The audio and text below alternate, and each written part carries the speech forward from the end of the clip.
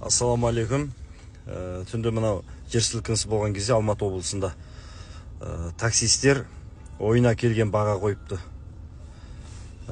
Негізі Алматы Ұзынағаш ортасына 40 мың теңге дейді салон.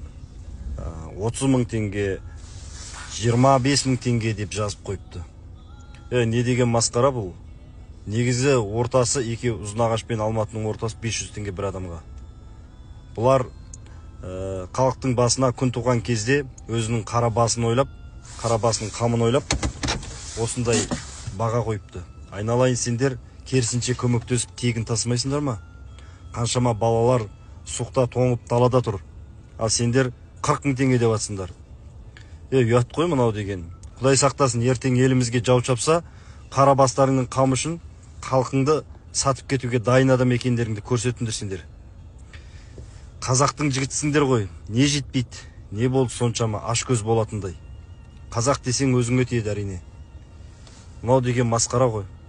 500 теңгенің жарайды, 4 орындық Алматы мен Ұзынағаш ортасына 2000 теңге күнделікті жол ақысы. Ал сендер тұрасыңдар да 40 мың теңгеге қойып шығасыңдар. Бұларың болмайды жігіттер. Қазір көріңіздер, мен екінші осы видеодан кейін сол индрайвердегі скриншотты қойып қоям. Қараңыздар.